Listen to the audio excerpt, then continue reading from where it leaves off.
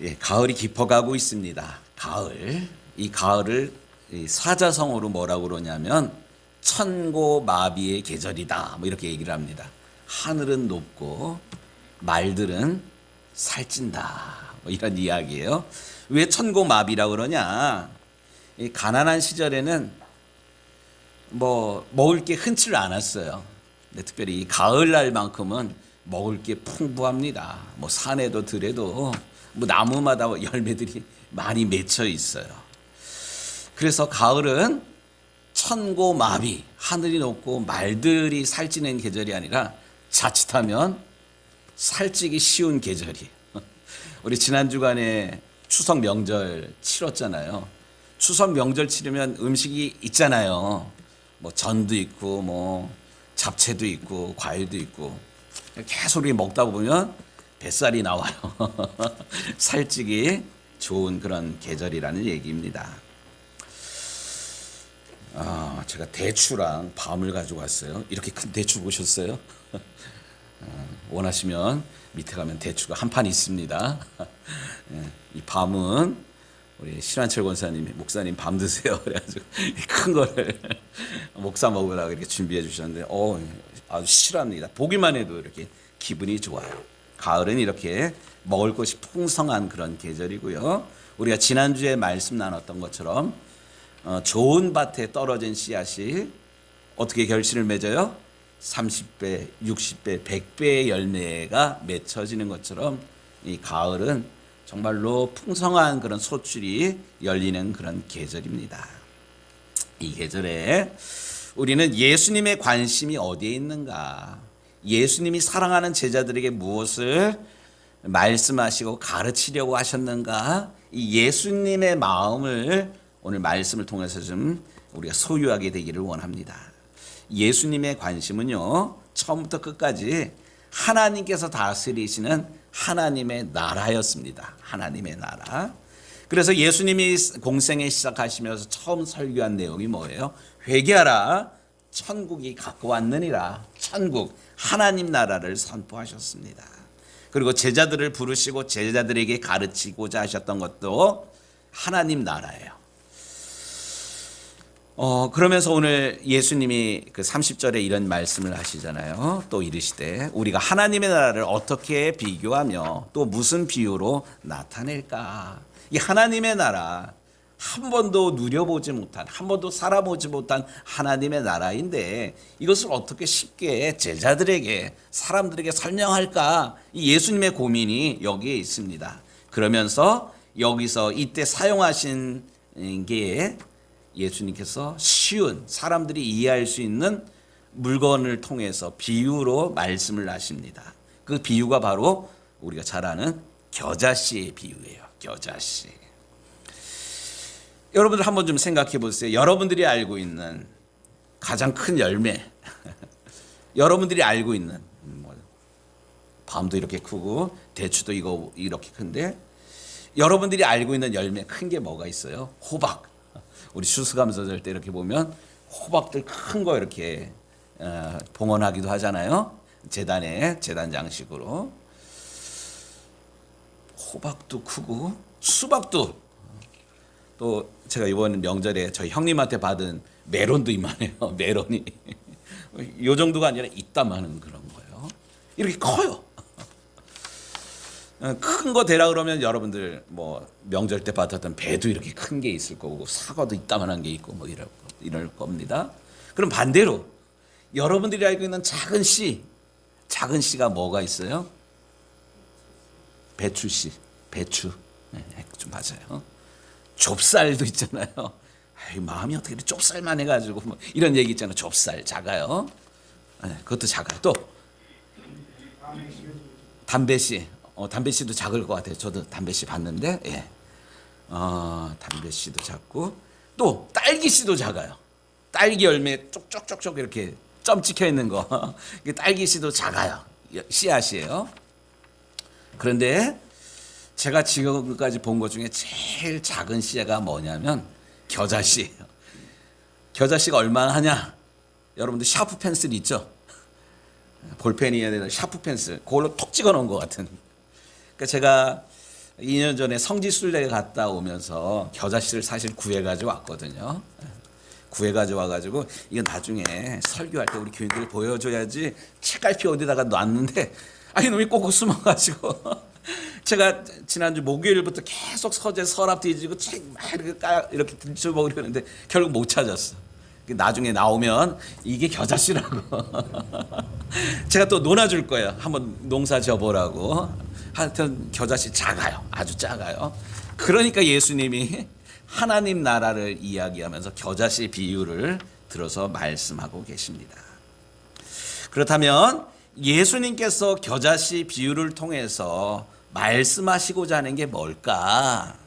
첫 번째는 비록 작은 거지만 이 작은 것이 작은 것으로 머무는 게 아니라 성장한다.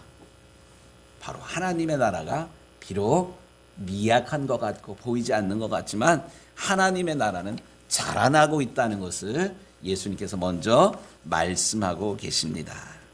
이 겨자씨는 실제로 보면 나중에 제가 찾으면 보여드린다 그랬잖아요. 1mm도 채 되지를 않아요. 그런데 이 겨자씨가 자라나면 어떤 거는 4m까지 자란대요. 4m. 4m면 어느 정도가 되나? 예, 뭐 천정 높이까지는 되겠네요. 바닥에서 천정 높이. 이 1mm가 4m까지 자란다는 게 몇 배가 자라는 거야? 이거 어마어마하게 자라나는 그런 겁니다. 그런데 예수님께서 왜 이 겨자씨가 이렇게 자라는 것을 통해서 제자들에게 하나님의 나라를 설명하려고 그랬는가? 지금 처음 시작하는 예수님의 이 공동체, 예수님과 예수님을 따르는 12명의 제자들 보면 보잘것이 없어요. 예수님 제자 12명, 뭐 베드로도 그러고 안드레도 그러고 뭐 마태 정도나 좀 배웠을라나? 나머지 사람들은 별반 뭐 시답지 않은 그런 사람들이에요. 사람들한테 와, 뭐 이런 거 아니에요. 또 예수님께서 나를 따라오너라 내가 너희로 사람을 낚는 어부가 되게 하리라 이 말씀에 홀려가지고 배와 그물과 모든 거 버려두고 예수님을 쫓기는 쫓았는데 쫓다가 정신 차리고 보니까 내가 지금 뭐한 짓이야? 이런 후회 아닌 후회를 하게 됩니다. 또 나가서 전도하면 전도가 잘 돼가지고 막 사람들이 몰려들고 뭐 3,000명 100명 막 이래야 되는데 반대에 부딪히고 때로는 박해도 받게 되고 이러니까 이 제자들이 의기소침해가지고 이건 내가 잘못 나온 거 아니야? 잘못 따라온 거 아니야? 뭐 이런 후회 아닌 후회를 하고 있는 이 상황에 예수님께서 바로 제자들을 모아놓고 하나님 나라 비전에 대한 말씀을 하고 계십니다. 이 겨자씨는 분명히 작다. 하지만 이 작은 것이 전부가 아니다. 이것이 자라기 때문에 자라나면 어마어마한 일들이 이루어진다. 그러므로 지금 현실에 지금 보잘것없고 모이는 사람 없다고 여기에 숫자에 연연해가지고 주눅들지 말라. 예수님께서 바로 이런 말씀을 하고 계십니다. 그 10월 달은 정말 행사가 참 많아요. 교회적인 행사들도 많은데 개인적으로 저도 10월 달에 스케줄 잡힌 게 참 많더라고요. 어저께는 아버지 생신이 다음 주 화요일인데 앞당겨가지고 가족들이랑 식사 모임을 어저께 좀 가졌고요. 또 내일 쉬는 날이잖아요. 쉬는 날 저한테 좀 특별한 모임이 계획되어 있습니다. 그 모임이 뭐냐면 저희 고향교회 출신들이 첫 모임을 가져요. 첫 모임. 아마 내일 모임 이후에 어떤 조직이 꾸려질 것 같은데 예향 선교회 뭐 이런 이름인 것 같아요. 고향을 사랑하는 선교 모임 뭐 이런 거예요. 이게 뭐냐면 지금도 제가 기억이 나는데 제가 5살, 6살 막 철 들까 말까 뭐 이렇게 이렇게 뭐 사람 알아보고 뭐 이러는 그때 저희 교회 담임 목사님이셨던 평창에 있는 약수교회, 저희가 뭐 강원도 평창이라 해서 큰 도시가 아니에요. 조그만 도시예요. 이 유정리보다도 어떻게 보면 좀 작은 도시예요. 작은 마을이야. 여기에 교회가 제가 태어나기 전에 세워졌는데 어쨌든 제가 5살 즈음 해가지고 목회하셨던 윤석일 목사님이라는 분이 계셔요. 키도 작아요, 저처럼. 제가 신학교 간다 그럴 때 저희 고향 권사님들이 윤석일 목사님 같은 목사님 돼, 뭐 이런 얘기들을 저한테 참 많이 하셨거든요. 키는 작지만 다부진 이런 목사님. 예. 저한테도 고향교회 목사님으로 기억되는, 지금도 기억되는 그런 분인데, 이 목사님이 저희 고향교회에서 한 5년 6년 정도 이렇게 계시면서 교회가 참 많이 부흥을 했어요. 그때 중고등부 누나들 언니들, 그 가운데 뭐 전 목사가 되고 사모가 된 그런 사람도 있고, 뭐 전도사 뭐 이런 뭐 객지에 나가가지고 교회 다니면서 장로가 된 분도 계시고, 뭐 이런 분들이 한 10대 분이 이 목사님 은퇴하셨기 때문에 은퇴한 지역에 찾아가가지고 내일 이제 모임을 갖습니다. 저는 이런 생각을 좀 가져봤어요.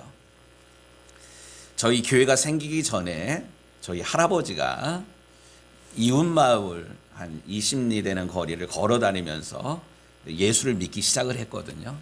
근데 저희 할아버지가 그때 잘 나갈 때가 아니야. 30몇 살에 호래비가 돼서 애들 셋넷 달고 있는 소망이 전혀 없는 우리 할아버지. 만약에 우리 할아버지 마음에 복음이 들어가지 않았더라면 우리 가정은 아직까지 가난해가지고 농사를 짓고도 뭐 내 농토가 있는 그런 것들도 아니었고요. 가난하게, 또 가난한 집은 뭐가 많냐면 애들이 많아요. 애들 5, 6 뭐 이런 애들 얼망졸망하게 뭐 이렇게 끝났을 것이 우리 집안의 그런 모습이에요. 그런데 어쨌든 할아버지 마음에 믿음이 들어가고 우리 동네에도 교회 세워야겠다는 뭐 이런 마음으로 몇몇 속장님들이랑 같이 큰 집 얻어가지고 뭐 교회 시작하면서 어쨌든 68년도에 교회가 시작이 됐어요. 한 60년 정도 되는 것 같은데 우리 고향 교회가 생긴 게. 근데 어쨌든 저는 어린 시절에 교회에서 그땐 텔레비전이 있던 그런 시대도 아니고 교회에 빠지면 안 되는 그런 걸로 알고, 목요일 날도 어른들 수요일 날 금요일 날 모이는 것처럼 목요일 날 예배도 이렇게 갖고, 또 목요일 날 예배 가면 뭐 찬송 부르면서 가면 자부동이라고 방석들 깔고 궤도 남기면서 찬양도 같이 이렇게 부르고 뭐 이랬던 그런 기억이 있습니다. 그때 선생님들이 뭐 훌륭한 뭐 직장인이 있는 게 아니에요. 중학교 다니고 고등학교 다니는 누나들이 선생님이야. 근데 지금까지 기억이 나는 게 저희들 아주 이뻐해 줬던 교회 선생님이 있어요. 머리 긴. 그 선생님이 항상 기도할 때 어린이들이 내게 오는 것을 용납하고 금하지 말라고 하신 예수님 뭐 이렇게 기도하셨어요. 이 선생님이 사모가 됐어. 이 선생님이 또 아이들 둘을 목사로 이렇게 아주 훌륭하게 잘 길렀더라고요.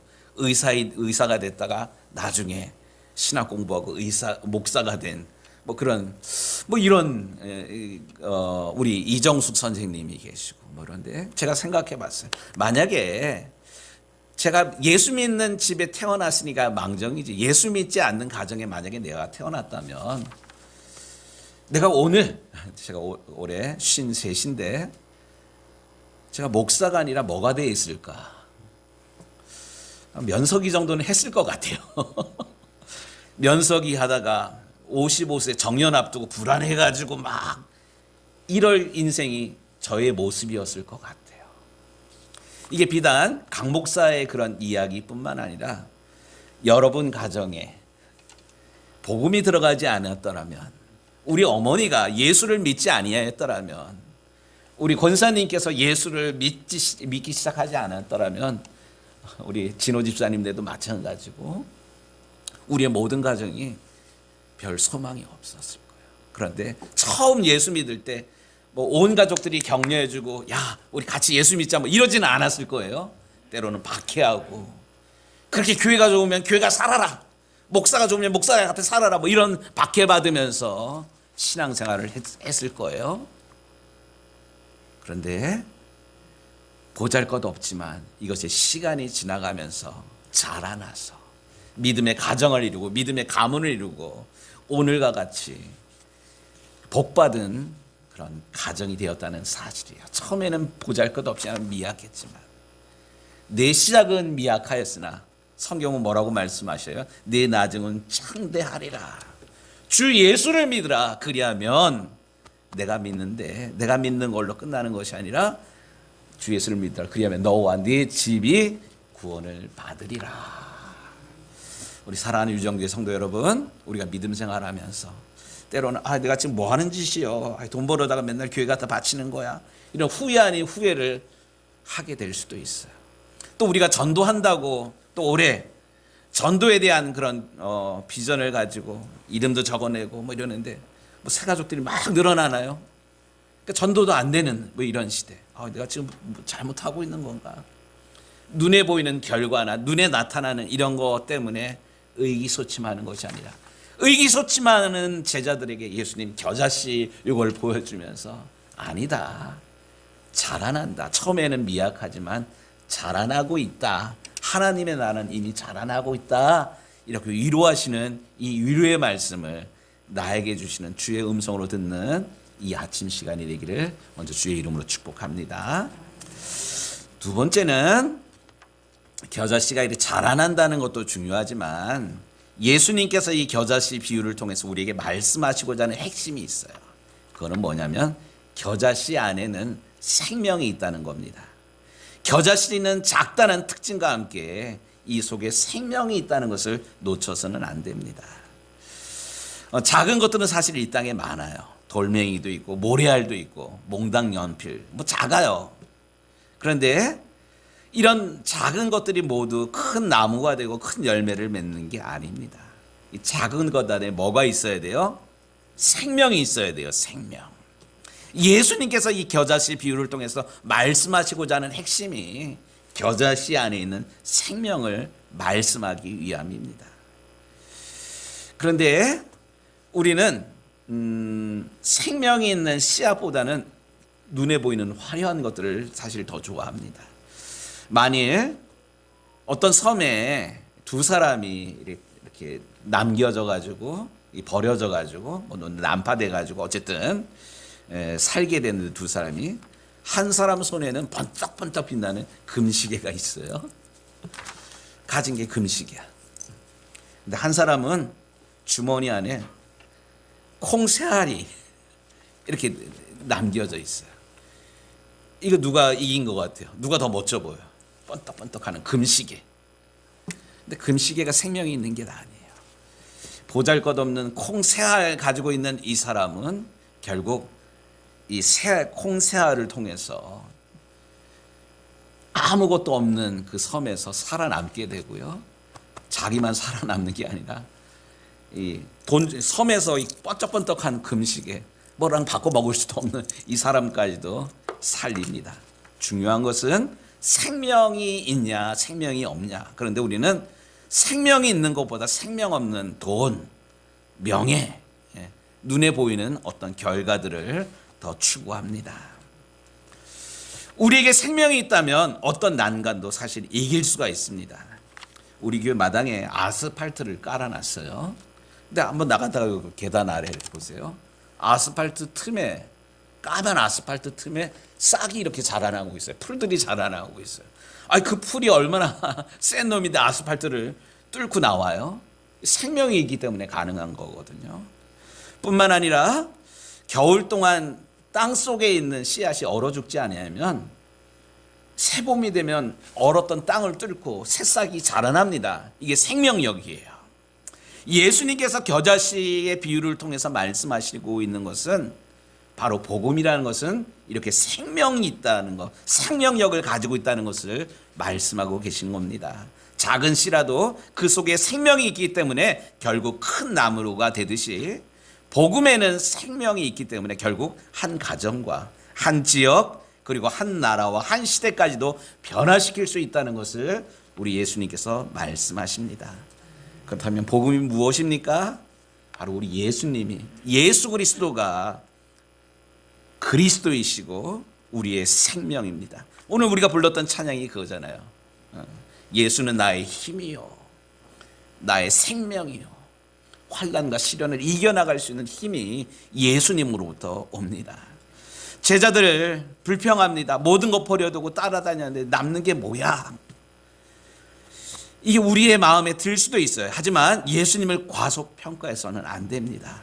예수님이 우리가 믿는 신앙의 핵심이며, 이 예수님은 그리스도이시며 우리 인생의 해답이시며 구원자이시며 우리에게 능력을, 또 하나님 크기의 꿈을 꾸게 하시는 분이 바로 예수님, 예수 생명입니다. 이 예수님을 바로 만나면 우리의 질병이, 방황하고 있는 우리의 영혼이 새로워지고요, 예수님을 제대로 만나면 우리의 인생이 가치 있는 인생을 드디어 살아갈 수가 있습니다. 고린도후서 4장 7절 말씀, 우리가 사방으로 우겨싸움을 당하여도 쌓이지 아니하며 답답한 일을 당하여도 낙심하지 아니하며 핍박을 받아도 버림받지 아니하며 거꾸로 뜨림을 당하여도 망하지 아니하리니. 왜 그렇습니까? 예수 생명이, 예수 그리스도를 통하여서 우리에게 주신 생명이 우리를 모든 시련과 환난과 어려움으로부터 능히 구원케 하시는 겁니다. 너희가 세상에서 환난을 당하나 담대하라, 내가 세상을 이기었노라. 예수님께서 죽음을, 세상을 이기신 것처럼 예수 믿음이, 예수 생명이 우리에게 있다면 우리도 환난과 시련과 어려움을 이겨나갈 수 있습니다. 우리 유정기 성도 여러분, 예수 생명을 소유하고 예수 생명으로, 예수 믿음으로 세상을 이겨나가는 주의 백성들 되기를 우리 주님의 이름으로 다시 한번 축복합니다. 뿐만 아니라 오늘 중요한 말씀을 예수님이 하셔요. 이 겨자씨가 자라난 걸로 끝나는 것이 아니라 겨자씨가 큰 나무가 되었다. 32절 말씀을 좀 볼까요? 심긴 후에는 자라서 모든 풀보다 커지며 큰 가지를 내나니 공중의 새들이 그늘에 깃들일 만큼 되느니라. 씨앗은 그냥 작은 그게 아니에요. 여기서 곧 싹이 날 것이고, 싹이 자라서 나무가 될 것이고, 여기 새들이 와서 깃들이게 됩니다. 여기서 우리가 알아야 할 것은 단순히 큰 나무가 되었다는 것, 이게 아니에요. 크다는 것이 사실 좋은 것만은 아니에요. 우리나라 어저께 일본이랑 축구 아주 신났어요. 기분 좋았죠. 축구만 이긴 줄 알았더니만 야구도 이겼더라고. 기분 좋아요. 대한민국. 짜자짜짜. 예, 대한민국. 우리 대한민국이 큰 나라예요. 작지만 큰 나라. 우리나라는 그렇기 때문에 다리를 놔도 뭐 다리 이러지 않아요. 대교라 그럽니다. 성수대교. 성수대교 무너졌어요. 세계 제일 인류, 초인류, 큰 것, 빠른 성장. 이게 사실 우리가 꿈꾸고 있는 어떤 그림들입니다. 결국 큰 것 좋아하다가 우리나라가 망할 뻔했어요. 그게 뭐예요? IMF예요. IMF 이전에 우리가 데려놓고 뭐 초고속 성장하고 뭐 이런 것들 아주 중요한 가치로 여겼지 않습니까? 그러다 보니까 우리도 은연중에 열심히 공부해가지고 좋은 대학 가고 좋은 직장 나와가지고 돈 벌어가지고 잘 먹고 잘 살자. 돈 벌어가지고 큰 집 사고 큰 차 타고 해외여행도 막 수시로 다니고, 이런 꿈들을 모든 사람들이, 대다수의 사람들이 꿉니다. 또 교회도 이거를 가르쳐요. 이렇게 복 받는 것을 축복이라고 가르칩니다.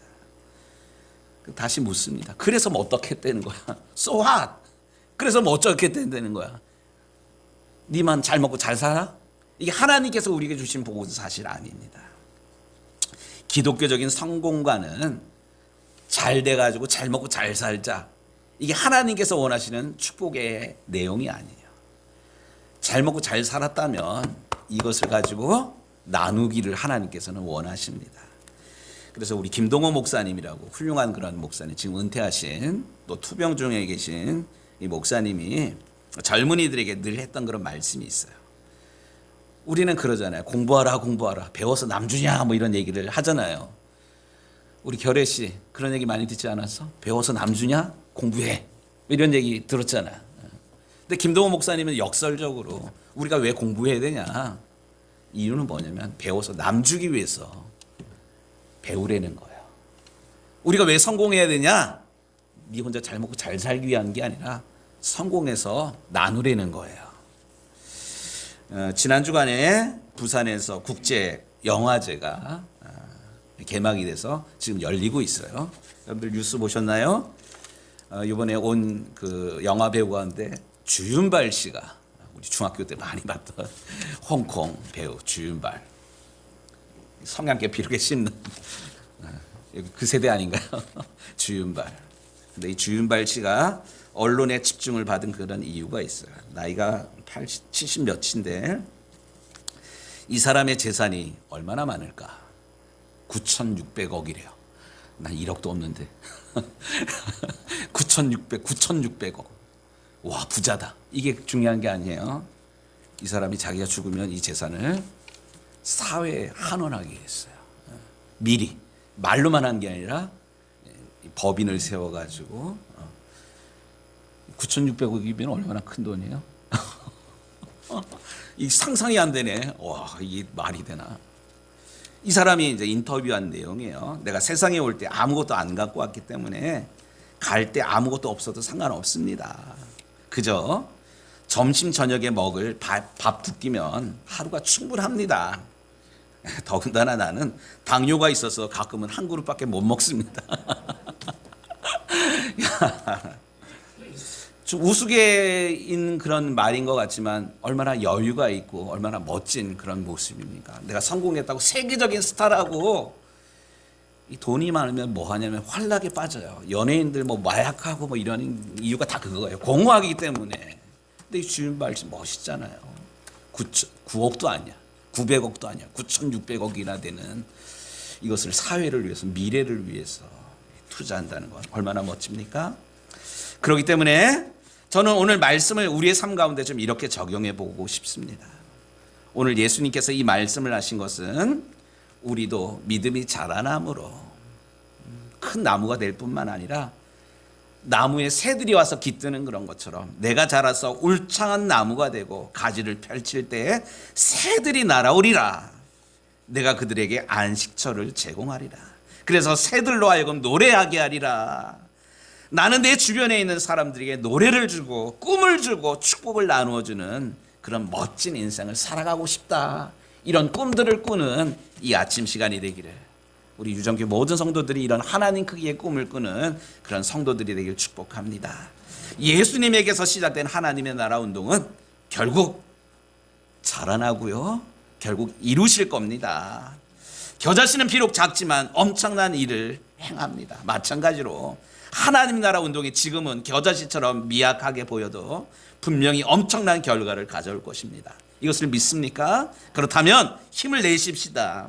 오늘 우리가 복음의 생명을 가지고 유정리와 방돌이 이 도척을 변화시켜 나가는 그런 비전을 우리가 동일하게 꿈꾸게 되기를 원합니다. 하나님의 꿈이 우리의 비전이 되고 또 우리 교회와 성도들을 통해서 이런 하나님의 꿈은 반드시 이루어 가실 것을 확신하도록 하십시다. 그래서 기도하는 여러분들을 통해서 여러분들의 가정과 자녀, 직장과 일터, 또 이웃을 살리는 하나님의 복의 통로로 쓰임받는 우리 유정교회 모든 성도들이 되시기를 우리 주님의 이름으로 축복합니다.